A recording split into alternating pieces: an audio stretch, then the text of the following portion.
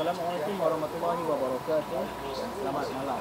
Pada edisi kali ini, program kami iaitu program Sejawat Teh memberi sedikit kelainan sempena Ramadan. Iaitu saya bersama kru saya bersama dengan Ustaz Fatul Bari dan Ustaz Tajuddin meronda keliling KL untuk melihat apa aktiviti orang ramai terutama pada 10 malam terakhir bulan Ramadan. Jadi tanpa belanya saya ingin bertanya Ustaz Fatul. Ustaz, boleh kongsi sikit pengalaman berdasarkan kita dah dalam, saya rasa dalam 2 jam tadi kita dah pusing kawasan-kawasan Bukit Bintang, kawasan Lorong Haji Taib. Jadi apa yang Ustaz nampak sepanjang perjalanan kita tu Ustaz? Okay, bismillah. Terima kasih pada Zawan. Kalau kita lihat, Nabi kita menyebut di dalam hadis, "Man qama Ramadan imanan wa ihtisaba, ghufira lahu ma taqaddama min dhanbih." Barang siapa yang menghidupkan malam-malam Ramadan dengan penuh keimanan dan mengharapkan keridaan Allah, akan diampunkan dosa-dosanya yang telah lalu. Maka asasnya kita dituntut untuk menghidupkan malam-malam Ramadan. Alhamdulillah sahabat-sahabat kita dapat menunaikan salat malam, salatul tarawih secara berjamaah. Dan kemudian kita mengambil sedikit kesempatan yang ada pada malam ini untuk meninjau apa yang dipraktikkan ataupun apa yang diamalkan di masyarakat setempat. Dan tadi kita pergi ke Lorong Haji Taib, kita pergi ke Bukit Bintang dan beberapa tempat-tempat yang lain. Perkara yang sangat menyedihkan. Perkara yang sangat menyedihkan apabila kita melihat umat Islam sendiri yang sepatutnya memanfaatkan malam-malam Ramadan, khususnya kita dah masuk ke 10 malam yang terakhir. Di mana kalau kita lihat, kata Aisyah radhiyallahu anha menceritakan tentang Nabi di 10 malam yang terakhir, syadda mi'zarahu wa ayqadha ahlahu wa ahya lailah. Nabi ketatkan pakaian Nabi, kiasan daripada meninggalkan jima'. Kemudian Nabi SAW kejutkan ahli keluarganya dan Nabi hidupkan malam-malam tersebut, 10 malam yang terakhir. Tapi sayangnya kita melihat umat Islam dan lebih menyedihkan lagi bangsa kita Melayu, di mana mereka terlibat dengan pelbagai aktiviti-aktiviti yang tidak sihat di jalan-jalan tersebut, di lorong-lorong tersebut, di tempat-tempat tersebut. Dengan araknya, dengan tariannya, dengan lepak-lepak tanpa melakukan perkara-perkara yang bermanfaat, kemudian dengan mabuknya, dengan pelacurannya, dengan rumah urutnya dan hal-hal yang seumpama dan sewaktu dengannya. Perlu kita ketahui bahawasanya malam-malam Ramadan ini, di bulan Ramadan ini, Allah Subhanahu wa taala nyatakan di dalam hadis, "Ja'akum syahrul Ramadan, syahrul mubarak, futihati abwabul jannah wa ghulliqati abwabun niran wa sufilati syayatin." Telah datang kepada kamu bulan Ramadan, bulan yang penuh dengan keberkatan, dibuka pintu-pintu syurga, dirantai pintu-pintu neraka dan dibuka pintu-pintu syurga, ditutup pintu-pintu neraka dan dirantai syaitan-syaitan itu. Jadi syaitan dalam bulan Ramadan ini dirantai. Jadi bagaimana boleh wujud sikap-sikap dan manusia-manusia yang berperangai dan bersifat seperti syaitan ini? Saya katakan, saya khususkan kepada pelaku-pelaku maksiat. Kata Syekh Muhammad bin Salih Al-Utsaimin, walaupun syaitan itu dirantai di dalam bulan Ramadan, sekiranya kamu menemui manusia-manusia yang masih lagi mempraktikkan sifat dan perangai syaitan, beliau membacakan firman Allah Subhanahu wa taala, "Afara'aita man ittakhadha ilahahu hawah?" Tidakkah kamu melihat orang yang menjadikan hawa nafsunya sebagai Tuhan? Maka mereka ini orang yang menjadikan hawa nafsu sebagai Tuhan. Ramadan al-Mubarak sepatutnya diisi dengan amal ibadat, dengan Al-Quran, dengan salat, dengan amalan yang salih, dengan berzikir dan yang lainnya. Tetapi digantikan dengan amalan-amalan yang tidak sihat seperti ini. Maka saya kira sangat kecewa apabila umat Islam berada dalam situasi yang seperti ini, dan lebih khusus lagi bangsa kita Melayu yang saya kira perlu diberikan kesedaran, perlu diberikan perhatian oleh pihak-pihak berwajib. Wallahu a'lam. Ada perhatian. Dan mungkin Ustaz boleh ulas sikit. Sebenarnya kalau benda maksiat ni tak ada yang menarik sebenarnya. Yang macam mengejutkan lah. Dia mengejutkan tu mungkin tepat bahasa dia. Tapi kalau yang menarik itu nanti bahasa positif tu kita guna untuk benda maksiat tu nanti jadi tak baik pula. Jadi yang mengejutkan sebenarnya ada 2-3 perkara. Yang pertamanya, kita tadi melawat, berjalan ke kawasan Bukit Bintang tadi, kita pergi ke tempat yang banyak ada tawaran-tawaran rumah urut. dalam kita berjalan tadi pun ada juga di kalangan bapak-bapak ayam tu dia tahan kita dan dia tanya nak ke, nak amoy ke, dia kata kan. Ini satu benda yang tidak sewajarnya terjadi. Lepas tu kita jalan depan lagi, kita lihat ada kelab gay. Walaupun saya duduk lama di KL, tapi saya tak tahu di Bukit Bintang tu ada kelab gay. Cuma hari ini di atas pendedahan dilakukan oleh pihak Harian Metro, Metro TV. Jadi saya terkejut yang tu.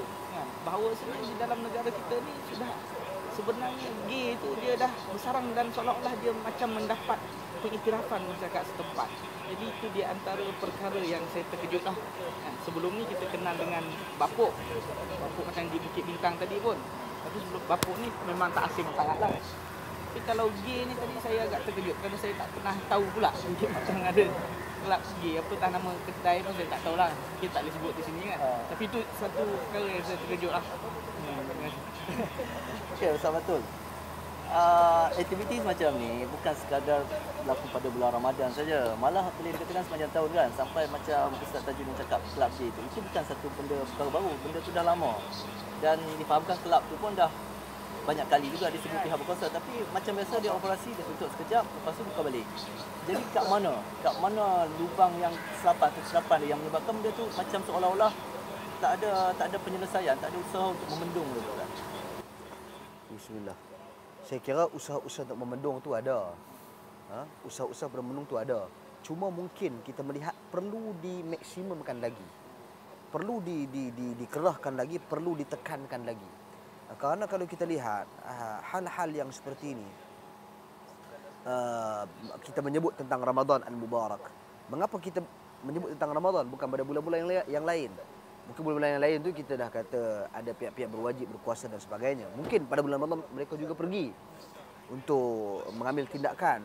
Okey. Cuma apa yang saya katakan di sini, kita tekankan Ramadan kerana bulan Ramadan ini bulan satu bulan yang mulia, yang mana umat Islam keseluruhan meraihkan bulan ini. Meraihkan dengan ibadah. Masjid-masjid dipenuhi. Saya bila lalu masjid dipenuhi dengan kereta, kita berasa seronok melihat bagaimana syiar Islam itu salatul tarawih, salat malam itu dilaksanakan sedemikian rupa. Bersungguh-sungguh orang pergi ke masjid. Tapi bulan yang dimuliakan sedemikian rupa, yang dinanti-nanti dan ditunggu-tunggu, tapi tiba-tiba kita melihat di sana golongan-golongan yang seolah-olah mereka ini tidak merasai kehadiran bulan ini. Bulan yang diturunkan padanya Al-Quran, bulan yang ada padanya malam Lailatul Qadar, lebih baik daripada 1000 bulan. Bulan yang ada padanya dibuka pintu syurga seluas-luasnya. Ditutup pintu neraka, kemudian dirantai syaitan-syaitan. Dan pelbagai lagi kelebihan-kelebihan bulan Ramadan Al-Mubarak yang Allah dan Rasul jelaskan di dalam Al-Quran dan juga di dalam As-Sunnah. Mengapa kita tidak manfaatkan? Mengapa wujud lagi golongan-golongan yang seperti ini? Jadi saya katakan di sini, mungkin dari satu perspektif tak perlu timbul soal Ramadan ataupun tak Ramadan. Selama mana ia berjalan, perlu kita ambil tindakan. Cuma kita kena ingat, melakukan kemaksiatan dalam bulan Ramadan dilipat gandakan dosanya. Seperti mana kita melakukan amal kebaikan di dalam bulan Ramadan dilipat gandakan pahalanya. Jadi ini sebab bulan ini Allah berikan pelbagai kekangan untuk kita tidak melakukan maksiat. Kerana kata Nabi di dalam hadis, fa in sabahu ahadun aw qatalahu falyaqul inni mar'un sha'im. Kalau ada orang datang nak cerca kamu, maki kamu, nak berperang bergaduh dengan kamu, katakanlah kepadanya, aku sedang berpuasa. Maka kekangan-kekangan ini sepatutnya menjadikan orang itu berdisiplin dalam bulan Ramadan. Tetapi bagaimana boleh wujud orang yang seperti ini? Wallahu a'lam sama ada mereka berpuasa ataupun tidak. Kita tak persoalkan tentang ibadat puasa mereka. Tapi kesan, impak ibadat puasa pada diri mereka itu sendiri. Okay. Jadi apa yang saya nak katakan soalan yang diajukan tadi tentang pihak penguatkuasaan ni. Okay. Saya katakan kita perlu lihat daripada dua perspektif. Satu, tanggungjawab masyarakat. Okay. Dan satu lagi tanggungjawab pihak berkuasa. Masyarakat ni termasuk individu lah. Okay. Kita pergi satu-satu dulu. Pergi kepada penguatkuasaan tu.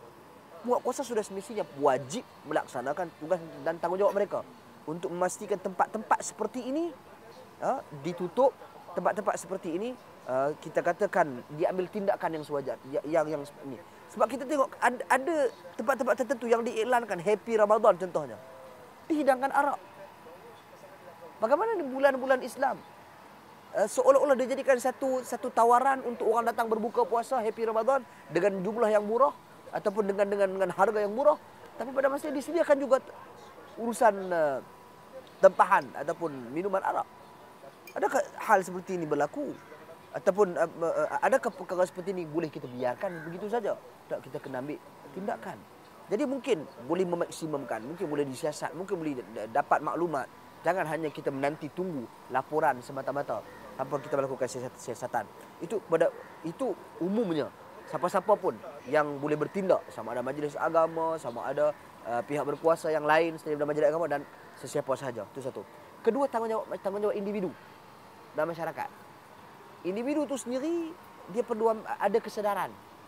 Dia perlu ada kesedaran sivik, ya. Kesedaran dia melihat perkara mungkar berlaku, tolong bagi laporan. Jangan hanya menyalahkan pihak berkuasa semata-mata. Oh, pihak berkuasa dia tak jalankan tugas, You tengok, bagi laporan. Kan hari ini kalau kita tengok ada orang pernah kena saman kereta kan. Sebab apa? Sebab ada orang tolong lapor.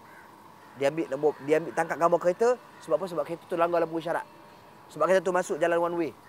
Ambil tangkap gambar, hantar kepada polis. Kan dia boleh buat laporan tu. Jadi kita tunaikan tugas sebagai seorang Muslim. Melihat saudara kita melakukan kemaksiatan, melakukan kesalahan, tangkap. Tangkap bukanlah kita pergi tangkap dia. Maksudnya bagi laporan kepada pihak berkuasa.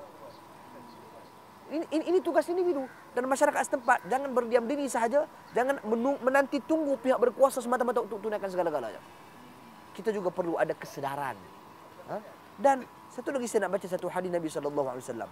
Bila kata Nabi di dalam hadis, Al-mu'minu alladhi yukhalitun nas wa yasbiru ala adahum khairu minal mu'min alladhi la yukhalitun nas wa la yasbiru ala adahum. Orang beriman yang mencampuri manusia dan bersabar dengan penyakit-penyakit ataupun tekanan-tekanan yang ditimpakan ke atasnya lebih baik daripada orang beriman yang tidak mencampuri urusan manusia dan tidak mampu bersabar dengan tekanan-tekanan yang mereka berikan. Kalau siang dia berpuasa, malam dia pergi kelab, ada kesan tak pada ibadat dia tu? Pada 11 siang hari tu lah. Dia macam mana nak cakap tu? Susah sangat tu. Nak jawab tu. Dia kalau dia berpuasa di siang hari tu, insya-Allah lah. Kalau dia melakukan yang betul dan kepada Allah, mudah-mudahan pahalanya dapat.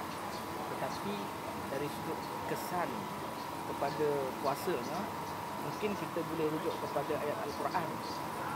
Allah kata, Ya ayyuhallazina amanu kutiba alaikumus syiyam kama kutiba Ala alladzina min qablikum la'allakum tattaqun. Wahai orang-orang yang beriman, diwajibkan ke atas kamu puasa seperti mana golongan terdahulu diwajibkan berpuasa, mudah-mudahan kalian bertakwa. Di situ Allah letakkan perkataan mudah-mudahan bertakwa, semoga bertakwa. Jadi mungkin kesan yang baik kepada orang yang berpuasa, kalau dia mampu dengan ibadah puasa dia itu memberikan kesan kepada takwa, dan insya-Allah dia tidak melakukan maksiat di malam hari. Tetapi boleh jadi di atas ayat ini juga kita dapat lihat bahawasanya bukanlah jaminan Allah Subhanahu Wa Taala manusia yang berpuasa di siang hari itu dia bertakwa dan dia tidak melakukan maksiat di malam hari. Bermaksud mungkin dia berpuasa hanya dapat lapar dan dahaga, tetapi di malam hari kesan kepada puasa dia itu hanya dapat lapar dahaga, tapi tidak dapat menghalang dia daripada untuk tidak melakukan maksiat di malam hari. Jadi mungkin secara adilnya kita katakan insya-Allah dia dapat pahala sekadar puasa dia lah. Sekarang mana tu kerana Allah yang hanya boleh memberi pahala, kerana Allah berkata dalam Nabi kata dalam hadis, kullu amlin bani adam lahu illa siyam fa innahu li wa ana ajzi bihi. Setiap amalan anak Adam itu adalah untuknya kecuali puasa. Sesungguhnya puasa itu untukku dan aku akan membalasnya. Maksudnya Allah yang memberi pahala langsung kepada orang yang berpuasa. Jadi pahalanya banyak mana kita tak tahu. Tapi maksiat yang dilakukan di malam hari dia tetap berdosa lah kalau dia melakukan maksiat. Tetapi kalau boleh dengan harapan, mudah-mudahan puasanya itu dengan ilmu yang benar, dia boleh menghalang daripada melakukan maksiat di malam hari. Itu sajalah yang boleh kita sampaikan. Kelab dangdut. Ada kadang-kadang macam kami pergi masuk, ada yang pengunjung lah. Ada pengunjung itu dah berusaha, dah berumur kan. Dan bagi kami, orang yang berumur ni biasanya dia dah tahu lah kan apa yang dikatakan dosa, apa yang dikatakan maksiat. Tapi kenapa masih berlaku Pak Ustaz? Adakah sebab jahil ke? Berlakunya kemaksiatan itu sebenarnya daripada beberapa sudut. Pertama sekali tentang ilmu. Kedua tentang amal. Ketiga tentang kita katakan pengaruh-pengaruh persekitaran. Pertama sekali kalau kita bercakap tentang ilmu. Masalah ilmu ini saya kira satu hal yang sangat serius. Di mana ramai orang yang beramal tak ada ilmu, dan begitu juga orang yang tak beramal tak ada ilmu. Dia tak ada ilmu, dia tak beramal. Satu lagi dia beramal, tapi pada masa yang sama dia tidak ada ilmu. Dua-dua ni kita tak mau. Kita nak orang itu beramal dan orang itu ada ilmu, dan amalannya itu terhasil daripada ilmu pengetahuan dia. Yang macam nyanyi kelak dandut ni ada daripada kalangan mereka yang ada ilmu, yang tahu hukum, yang faham tindakan mereka, yang tahu kesilapan dan kesalahan mereka. Tahu, faham, tapi mereka tetap melakukan juga. Mereka termasuk di kalangan orang yang Allah sebut di dalam Al-Quran, ya ayyuhallazina amanu lima taquluna ma la taf'alun.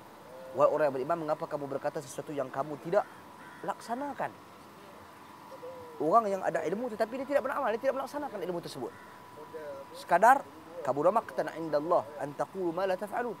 Allah Subhanahu wa taala sangat murka dengan golongan-golongan perkara dosa yang sangat besar bagi orang-orang yang dia berkata tapi dia tak melakukan hal tersebut. Maknanya dia tahu tapi dia tak buat. Okey, satu. Kedua, bagi orang yang jahil.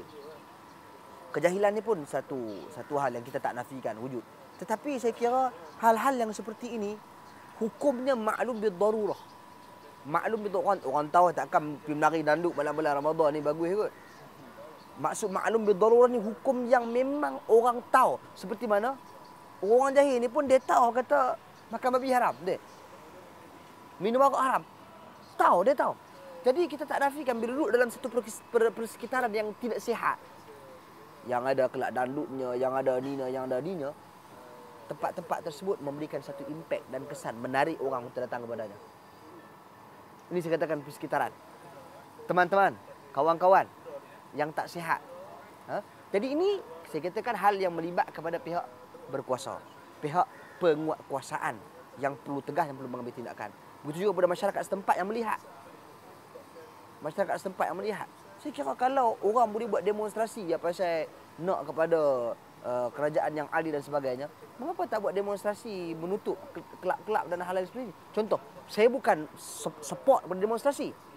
Demonstrasi itu tetap satu hal yang bercanggah dengan prinsip Islam. Tapi saya kira di sini mereka terfikir untuk buat yang tu, awak tak terfikir untuk buat yang ni. Contoh, wallahu a'lam. Itu pendapat saya. Jadi poin-poin tadi ni adalah perkara yang saya kira penting yang menyebabkan bagaimana golongan-golongan yang seperti ini ada di tempat-tempat tersebut. Soal usia sebenarnya siapa-siapa pun kita tak tahu bila mati. La yastaqimuna sa'atan wa la yastakhirun. Dia kematian ini dia takkan cepat sedetik dan takkan lewat sedetik. Cuma dalam hadis Nabi sallallahu alaihi wasallam ni menyebut tentang usia umat ni, dia takkan lama. Dia kalau mula 40 tahun tu, kata Ustaz Armin Halim Naru rahimahullah telah meninggal dunia, senior kami belajar. Dia menyebut, dia kata umur 40 tahun ni dah bau tanah dah. Maksudnya hang tu dekat nak mati dah. Dah bau tanah dah ni, badan ni dah bau tanah dah. Jadi tolong sedar ke diri sikit. Bila kita sedar ke diri, kita pakat-pakat muhasabah diri kita, nak pergi ke tempat-tempat seperti ini, kita kena ingat hadis Nabi sallallahu alaihi wasallam menceritakan tentang 3 orang yang Allah selamatkan daripada gua, di mana mereka ni ada salah seorang daripada mereka hampir berzina dengan saudara sendiri, sepupu sendiri, tetapi meninggalkan zina kerana takutkan siksaan Allah Subhanahu wa taala. Macam tu juga ni. Mai tua-tua ni start kereta nak pi, kata kalau sekiranya tua lah, orang muda pun ramai juga kan. Pi start kereta nak pi ni, ingat yang tu. Azab Allah Subhanahu wa taala yang lebih aku takuti, maka tinggalkan sebenarnya Ramadan al-Mubarak. Wallahu a'lam. Jadi mungkin ada pendapat mengatakan apa yang Ustaz nampak, contohnya kawasan Kelab Malam, kawasan Mahmud tu perlu ada sebagai salah satu tarikan Dan sebab memang kawasan tu memang satu, memang pengunjung, pelancong asing memang situlah kalau kita nak carinya. Jadi apa pandangan Ustaz? Kalau pelancong asing tu barangkali dia memang jadi tumpuan lah. Jadi andai kata kalau kita berjaya mengurangkan kehadiran orang-orang Islam di situ, mungkin itu dah cukup baik. Yang datang di situ barangkali orang-orang bukan Islam ataupun orang-orang yang dia nak mencari hiburan dunianya ke situ. Kalau kita dah tak boleh nak buat apa-apa kan. Jadi saya ingat itu sajalah, sebab kalau nak untuk nak atasi dia kena tanya Dewan Bandaraya ke ataupun kena tanya ahli parlimen ke, apakah usaha mereka, ada usaha mereka tak untuk mengurangkan. Mungkin pelancong ni dia boleh ditarik ke cara yang lain. Kadang-kadang bukan perlu buat banyak tempat maksiat tu untuk mereka bersantai, mungkin buat satu tempat yang tersuruh, tapi itu dia terbuka, menyebabkan dia menjadi Bukit Bintang tu syiarnya bahkan di dalam persepsi masyarakat, Bukit Bintang tempat maksiat. Sedangkan Bukit Bintang nama mulia dah, Bukit Bintang kan, bintang, star kan. Tapi bila mana hakikatnya tempat yang seolah-olah tidak ada bintang di dalam. Jadi itu sajalah yang boleh saya Mungkin saya nak tambah sikit. Saya faham apa yang disebut oleh Ustaz Tajudin tadi. Bukan bererti kita nak support kepada pembinaan pusat maksiat di tempat lain. Tidak. Kalau kita tengok di zaman Nabi SAW, bagaimana Nabi ni, dia khususkan untuk orang Yahudi, arak contoh. Arak dalam orang Yahudi berhak untuk mereka nak, orang non-Muslim berhak untuk minum arak dalam kawasan mereka, di tempat mereka. Tak boleh urus niaga jual beli dengan orang Islam. Ini menggambarkan seolah-olah Nabi SAW memberikan satu kebenaran kepada mereka. Dan kebenaran itu dikawal. Nabi pemimpin Islam dalam sebuah negara Islam. Dan pada masa yang sama memiliki agama yang pelbagai. Antaranya Yahudi, juga Kristian, Nasrani. Tapi Nabi memberikan kepada mereka ruang untuk mereka mempraktikkan apa yang mereka praktikkan, amalan-amalan mereka seperti minum arak, contoh. Jadi, apa yang saya nak tekankan di sini, isu dia, apabila kita pada hari ini, kita ada juga masyarakat non-Muslim. Masyarakat non-Muslim. Yang mana mereka ni juga nak minum arak. Okey? Jadi, diberikan kebenaran kepada mereka, lesen, yang mana lesen itu bertujuan untuk mengawal. Kena ambil yang tu dulu, lesen untuk mengawal. Mungkin di sana berlaku ketirisan oleh kerana sikap tak bertanggungjawab beberapa kelompok manusia, wallahu alam, menyebabkan lesen itu dijadikan disebarkan seluas-luasnya. Okey. Tapi asasnya lesen tu untuk tujuan mengawal. Itu asas dia. Kita kena clear, sebab ada orang kata bila kita bagi lesen arak ni bererti kita juga terlibat dalam hukum umum arak, iaitu termasuk orang yang membelinya, orang yang menjualnya, orang mengangkatnya, orang ni termasuk dalam beberapa kategori orang yang terlibat dengan arak secara langsung. Tapi untuk urusan ini, sebagai satu kerajaan yang ada masyarakat yang pelbagai latar belakang agama, maka mereka bertanggungjawab untuk mengurus tadbir. Apa kami nak kena buat? Kalau tak bagi lesen, kita nak biarkan mereka import masuk ataupun jual beli arak sesuka hati, lagi buruk padanya. Maka lesen bertujuan untuk mengawal. Satu. Keduanya, contoh arak lah, termasuk sekali dalam pusat urut, termasuk sekali dalam pusat judi. Lesen untuk tujuan mengawal. Kedua, kita melihat memang cadangan yang terbaik adalah cadangan seperti zaman Nabi SAW. Yahudi dapat berhak berniaga di kawasan mereka sahaja. Maka kalau nak buat di kawasan mereka sahaja. Seperti mana idea-idea seperti diwujudkan satu mekanisme, contohnya pusat urut. Sebut secara langsung lah. Terus terang. Pusat urut ni untuk meringankan. Kalau boleh, kita mengatakan pusat urut ni tak perlu lagi. Tapi dalam Islam tak ada masalah kalau nak urut. Cuma, ni kita ambil bagi perhabis ni. Cuma, asingkanlah pusat urut lelaki. Yang mengurutnya adalah lelaki. Buat satu pusat urut perempuan. Yang mengurutnya adalah perempuan. Maka pelancong mai pun dia akan terdidik. Oh, nak urut. Pergi lelaki lah. Perempuan pergi perempuan. Itu di antara mekanisme yang boleh kita buat. Mengapa kita tak buat? Cuba untuk diwujudkan. Lesen nak dikeluarkan, you pasti pusat urut you, lelaki saja urut. Mengapa gatai sangat lelaki nak pergi urut kat perempuan? Atau mengapa perempuan nak pergi urut kat lelaki, apa pasal? Jadi kita boleh buat mekanisme tu. Dan saya yakin non-Muslim pun akan setuju. Mana isteri-isteri non-Muslim ni Kalau kata wanita yang beragama Kristian katakan, suami dia beragama Kristian, dia nak bagi ke lelaki dia pergi urut dengan perempuan? Secara perasaan cemburu sebagai seorang isteri, tak bagi. Apa yang nak bagi? Jadi kita manfaatkan benda tu, wujudkan pengasingan. Yang mana saya kira akan mendapat sokongan daripada pelbagai lapisan masyarakat. Kalau orang muda pula, persepsi dia biasalah. Kita orang nak pergi melepak dengan kawan, nak release tension. Apa salahnya bukan kami buat apa pun. Pergi kelab tu tahu apa. Kita orang just sembang-sembang dengan kawan, jumpa kawan-kawan.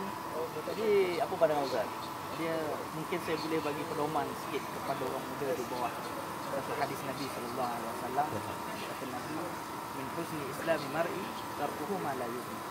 Daripada kebaikan seorang Muslim itu adalah dia meninggalkan perkara yang sia-sia. Maka kalau dia katakan bahawa semua lepak, hanya sembang-sembang saja, duduk di sana, tak buat apa-apa pun, duduk borak-borak dengan kawan, itu termasuk dalam perkara yang Nabi cakap tadi, iaitu kalau untuk menjadi seorang yang Muslim yang baik itu, dia kena tinggalkan perkara yang sia-sia. Lepak, borak-borak kosong, ya, menghabiskan masa itu termasuk dalam perkara yang sia-sia. Walaupun pada asalnya dia tidak melakukan dosa, tetapi untuk mencapai seorang pemuda, seorang Muslim yang baik, yang mulia insya-Allah di sisi agama, maka dia kena tinggalkan perkara itu. Kalau dia boleh pergi buat perkara yang lebih bermanfaat. Bahkan lagi kalau di bulan Ramadan ini, di malam 10 yang terakhir ini, dia boleh ambil kesempatan untuk dia membaca Al-Quran. Kalau dia tak mampu untuk baca Al-Quran, dia tak tahu baca Al-Quran, dia bacalah terjemahan Al-Quran. Mudah-mudahan di atas usaha dia untuk mencuba kebaikan itu, mungkin Allah beri hidayah kepada dia, satu demi satu hidayah yang Allah akan berikan kepadanya.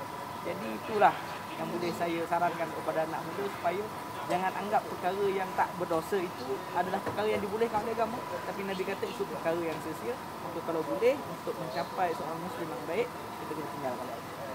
Malam saya rasa beberapa hari lagi, kita kurang 10 hari lagi kita akan sambut Aidilfitri. Kesimpulan apa yang boleh Ustaz jelaskan, terangkan, dan mungkin apa yang boleh Ustaz nasihatkan sebagai pedoman kepada semua pihak.